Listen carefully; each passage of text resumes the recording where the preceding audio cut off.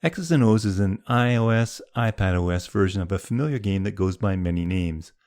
Some call it X's and O's, as I've named this game, but others refer to it as Tic-Tac-Toe or Noughts and Crosses. Hi, my name's Stuart Lynch, and in this series, we'll be building this application from scratch. The game has 3 different modes of play. You can simply choose the 2 on this device mode, enter the name of the person you're going to be playing against, and start the game. You begin by choosing who goes first by tapping on one of the buttons, and after that, the player is handed the device and makes the move. Once a move is made, the other person's name is highlighted in green, and it's their turn. After each play, the turn automatically switches until a winner is found, or until we reach a stalemate. In the second mode, you can change to play against the device. And then you can start. And you can see here that I'm running an iPhone 14 simulator, so I can choose to start, or I can let the simulator make the first move. When it's the simulator's turn to move, the screen locks up while the simulator is thinking, and then a random move is made, and the turn is passed back to you. After I make a move, it's back to the simulator again, and so on and so forth until a winner is declared, or not. In the final mode, you get to play against anyone who's nearby who has the app installed on their phone and has it running and looking for someone else to play against. Right now, it looks like there's no one to play against. So let me bring up my test phone, which is an iPhone SE, and it's running iOS 15, while the simulator, as you can see, is running iOS 16. So even though this app is built using Xcode 14, we'll make it backwards compatible. You can also see that it's designed for both light and dark mode. As soon as I choose the Challenge a Friend mode on the real phone, it starts to advertise its availability to all other phones close by that are running the application and looking to challenge a friend as well, as my simulator is. Either player can choose to challenge the other, and an invitation is sent waiting to be accepted or rejected. If the invitation is accepted, both devices enter game mode, and the names on the start buttons reflect the display name chosen for that device.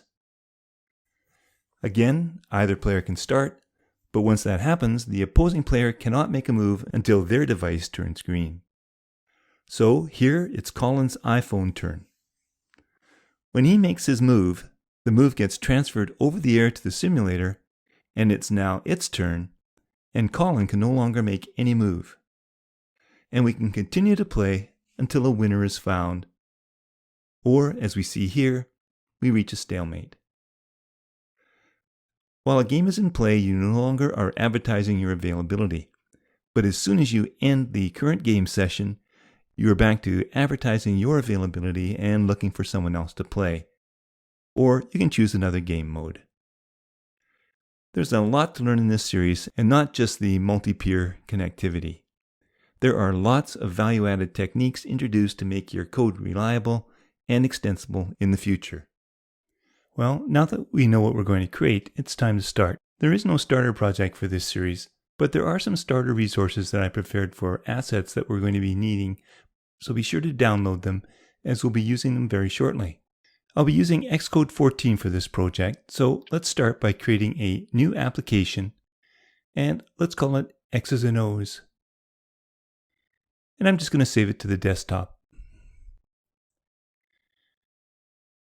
As Xcode 14 by default specifies a minimum deployment target to iOS 16, I want to make sure that users of this app who are still on iOS 15 can still run it. So select your app target and set the minimum deployment to 15. And then do the same in the project. I want this app to run on both an iPhone and an iPad, but I want to restrict the iPhone to be running in portrait mode only. So uncheck the landscape options on the iPhone orientation. At this point, I always like to clean the build folder and then build the app. That way I make sure it compiles and I haven't made any errors. Now it's time to add those assets that I mentioned. If you open the Starter Resources folder, you'll see all of the images that I've prepared. One is a PNG image that we'll use for the app icon, and the rest are PDFs. So we'll be able to use a single image asset type here. The launch screen also has a light and dark version. So first, open the Assets folder and drag the single app icon PNG image onto the app icon placeholder. This is a fantastic new addition to Xcode 14. We no longer have to worry about those multiple images. It can't be a vector image like a PDF or an SVG. And it has to be 1024 points square. Next, drag in the single light launch screen image, and this will create a new image asset of that name. Open the inspector and set the appearance to any dark. Then set the scale to single scale. Drag the dark version onto the dark placeholder. I've also created 3 images that I'm going to be using for my game pieces. One called None, that's an empty square. One to represent an O placement in a square, and the other an X placement. And all 3 are PDF images. So let's drag them all into the Asset folder. And while they're all selected, I'm going to change that they render as a template image. And this means that they'll be black while in light mode, but white in dark mode. I'm also going to preserve the vector data and set the scale to single scale. Now I get tired of the blue default accent color that Apple uses, so let's set a different accent color for our app. First, I'm going to change the appearance to any dark. And then I'm going to set the content to sRGB and choose 8-bit hexadecimal. For the any appearance, which is light, we're going to choose a hex value of 461 CBD. I'll repeat this for the dark appearance, again setting the content type, and then I'm going to enter A96EFF for the 8-bit hex value. I've also found that the info plist launch screen to be unreliable, so I use a UIKit version that also gives me some more flexibility. So create a new launch screen file,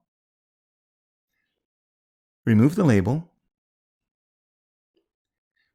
add an image which is that launch screen image, and then set horizontal and vertical constraints so that the image will be centered in the view.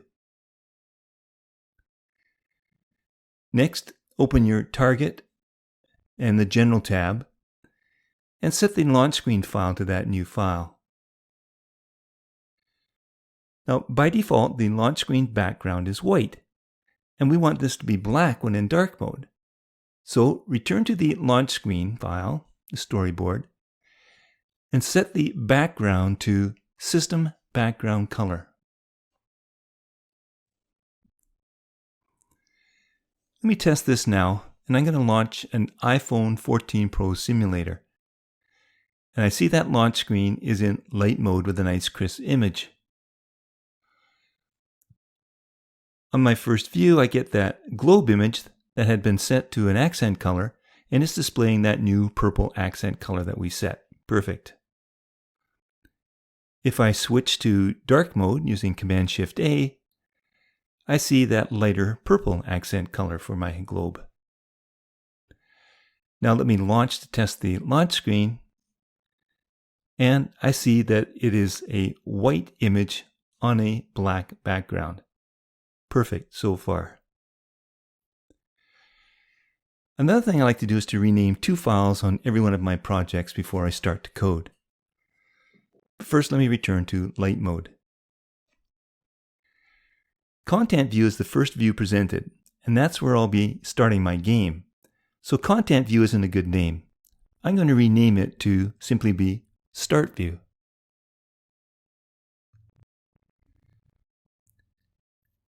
The entry point for every app is the one marked with the app main designation. And you can see that the Start view is now the first presented view once I change its name. Now I often have problem finding this in my navigation tree, so I always rename it as App Entry. Our Start view is where we'll choose from one of the three different modes of play. So I'm going to create a picker for that and assign a value to a property that will allow me to change the way the game functions. There will be a number of small model objects that we'll need to create for our projects. So first, let's create a folder called Models. Inside there, create a file called Game Models to hold our game models. And they're pretty small, so I can include a number of them all in the one file. The first one we're going to create is an enum that I'm going to call Game Type. And it will have 4 cases. Single, where we'll pass the device around. Bot, when we challenge the device itself. Peer, when we play against someone in the near vicinity on a different device. And undetermined, while we're still trying to figure out what kind of game we want to play.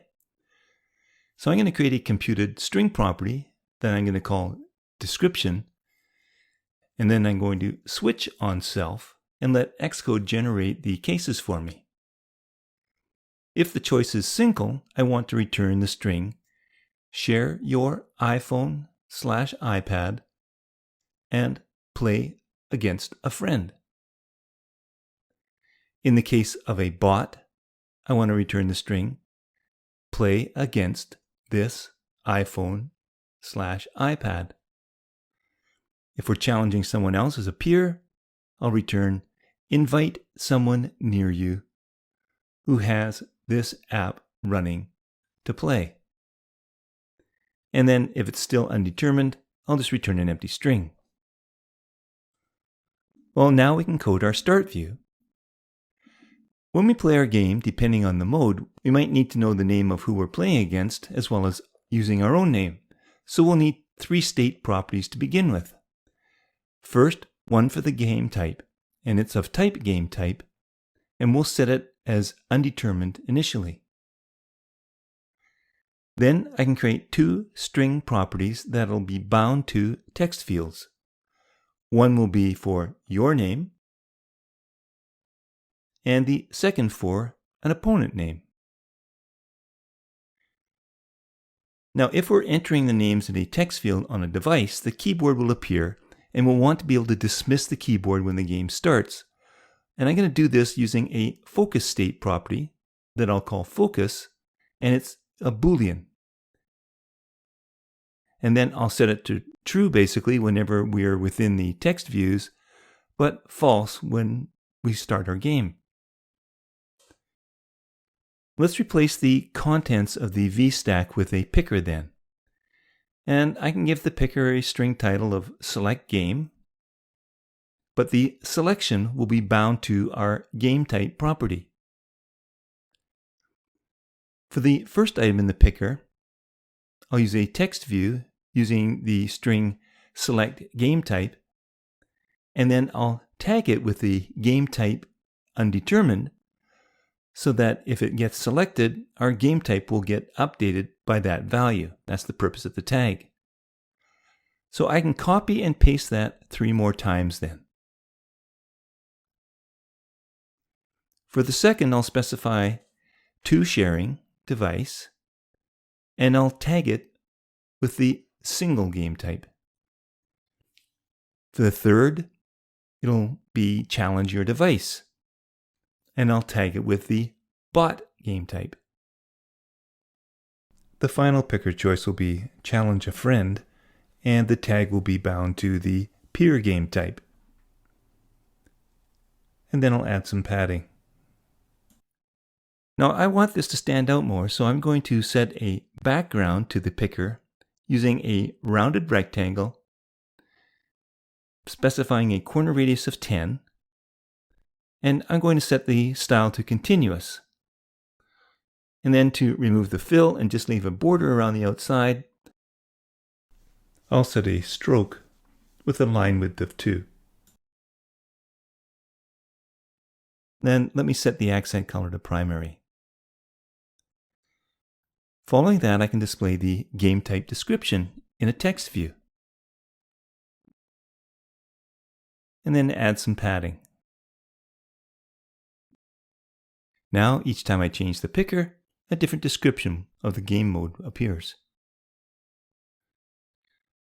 Let's follow that now with a VStack to hold our text fields asking for the names. And how many text fields we display will depend on the type of game we're playing. So we'll switch on game type and let Xcode generate the cases. In the first case, single, where we're playing against someone else as we pass the phone around, we'll want 2 text fields. So inside here, we'll create another VStack, and we'll have one for our your name, bound to your name.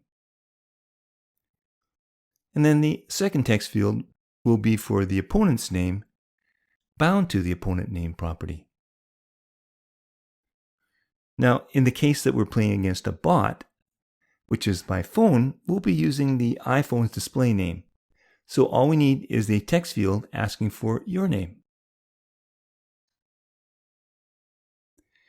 In the case of peer, where we're playing against someone who's got their own phone and they're nearby, we'll need to do more work on that. So I'm just going to put in an empty view for now and come back to it when we get to that section. Similarly, for undetermined, we don't want anything here either. So again, another empty view. Let's add some padding. Set the text field style to rounded border. We can bind the focus state property here so that we know when the keyboard is set. And then set a frame with a width of 350. Now when the game is a peer type, we'll have to do more work. But if it's not a peer type, playing against someone on another device, then what we can do is we can create a start button.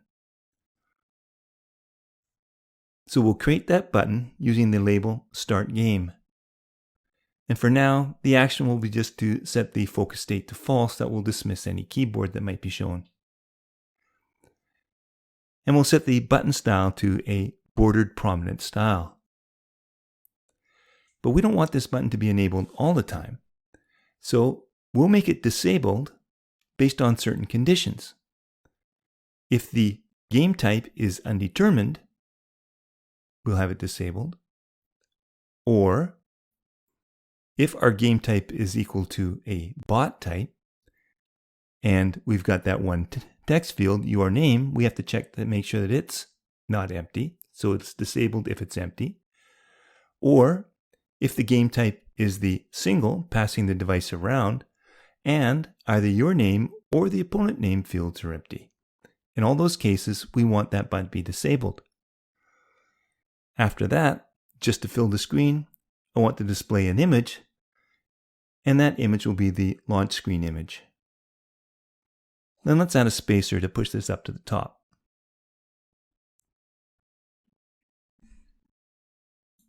Now we're not going to be using a navigation stack here to present our game view. We're going to be using a full screen modal sheet to present our game. But I'd also like to have a navigation bar here showing our game's name. In iOS 16, I can use a navigation stack and surround my VStack with that navigation stack. However, we've specified that our deployment target is iOS 15, and navigation stack isn't available in iOS 15. And that produces that error. So I could go back to a navigation view here, but it's deprecated, so I worry that in the future my app might break.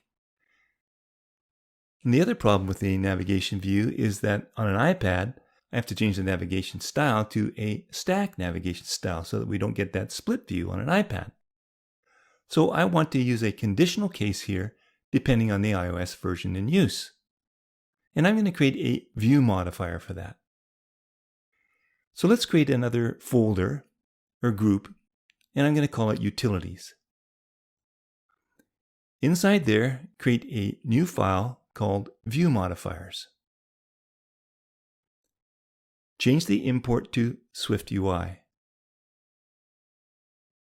Create a new struct called nav stack container that conforms to the View Modifier protocol. This is going to require a body function, and that body function will receive the content but return a new view once we've modified our content. If we just return content, then nothing will change if we apply this modifier. However, I can check for which version of iOS the device is running. So if available iOS 16 or later, we'll want to return this content view wrapped inside a navigation stack.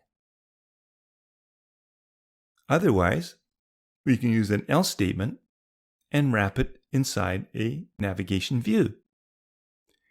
And then in the case where we use a navigation view, we'll apply the navigation view style of stack to that navigation view. And then to make it more swifty, I'm going to create an extension for view inside here. I'll create a public function called inNavigationStack that just returns some view. And what I'm going to return is self, applying the view modifier navStack container. Now I have a full video on view modifiers that you may wish to check out, and I'll make sure a link is left in the description. So let's return now to the start view. So we can simply apply that inNavigationStack modifier to our vStack, and that will put it within a navigation stack or a navigation view depending on the iOS version running. And then before that, we can assign a navigation title. So let's just use X's and O's. Perfect. So the final thing I want to do in this video is to set up our game view to see if we can present it. So create another new group that we'll call Game Screen. Inside there, create a new SwiftUI view and call it Game View. Now this will be presented as a modal full cover sheet. So in order to dismiss it, we can use the environment dismiss key path and then assign it to a dismiss property. Just for now, let me just embed this text view within a vStack. And then I'm going to attach to that vStack a toolbar. Inside there, I'll create a toolbar item with a placement of navigation bar trailing. And this navigation item will be a button with a label End Game. And the only action will be to dismiss the view by calling the dismiss function from our environment property. And then I'm going to set the button style to bordered. In order to show that toolbar, I'm going to have a navigation stack, and that navigation stack is going to have a title. So let me start with the navigation title, X's and O's, just like the previous screen. And then I can embed it within a navigation stack using my new view modifier. If I return to the start view now, I can create a Boolean state property called startGame and initialize it as false. Then, when the start button is tapped, we can toggle this property. This then can be used to be bound to a full cover sheet. So let's create one, binding it to that property, and the content then will be our game view. I can test this now in the preview. Selecting the To Sharing Device option requires that I add both names before the Start button gets active. Once it's active, I can tap on it to display the game view. And I can dismiss it. If I choose the Challenging the Device game mode, I only see one of my text fields because it only requires my name. And then again, I can view the game. And then if I choose Peer, which is yet to be coded, I don't see that start button. So far, so good. Now, after coding this, I noticed a couple of things that I want to clean up. First, this full screen cover has a trailing closure. So I can remove the content label here and close off the parentheses here and remove it from the end using the trailing closure syntax now. And then second, I added this accent color up here, and it's not needed. The picker view gets the default accent color that I want.